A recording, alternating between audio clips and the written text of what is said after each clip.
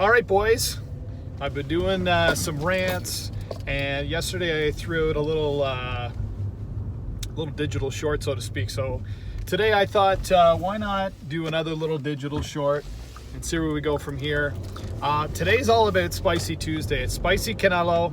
We got a little habanero on today's rants, and after I went and finished all of the stuff regarding Boston, Houston Rockets, and I went off at everybody and I was just teeing off and giving everybody a 5 in a game, I forgot to mention two things. One, the Philadelphia Flyers announced their new assistant coaches, and we have Mike Yeo and Tyrion as our assistant coaches. And I was actually, if we didn't get Coach Q as a head coach, I was actually okay with Alain Vigneault as a head coach. But those two guys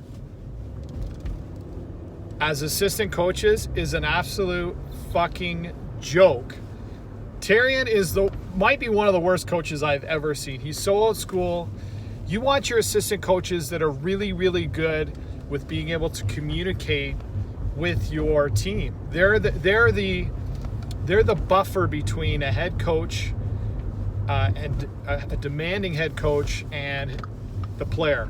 And to me, having two experienced head coaches as your assistants is not a recipe for success.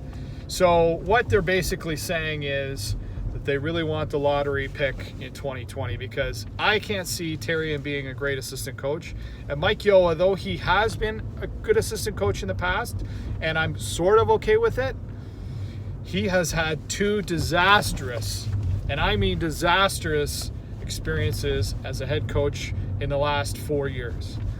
I do not condone and do not like that situation. The second thing I want to talk about today, the presser. Ken Holland in the Oilers is just weird. It's just seeing it really, really weird. But you know what's even weirder than that? Seeing Daryl Cates' face. I don't know what the hell that is. It almost looks like baked potato meets a scalpel meets the guy who fixed Michael Jackson's nose. I don't know what the hell's going on with that face, but it just blows my mind when people have all this money and they get a nose job done. The guy looks like a fucking Cabbage Patch doll. I'm just blown away by someone who thinks that they actually look like a human being with that fucking face. And it doesn't surprise me, his decisions in the past, because if that is a decision that he wants to live with his nose and face, fuck, his coaches and everything, they look like great choices. And you know, like I've always said, there's a lot of girls out there where they get the eyelash extensions. Eyelash extensions are fine, not a big deal. You know what? Because they can come off. I know they're expensive and they're a way to enhance your look, but the whole injection of the lips drives me up the wall. It looks like you got stung by a fucking bee. You look like a duck who got stung by a bee. It looks so dumb.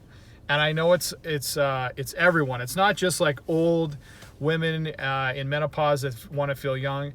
It's even hot young girls in their 20s that are getting this dumb fucking injection into their lips, and they look absolutely ridiculous. They look so fucking dumb. Every time I see it, I'm like, you just got stung by a bee.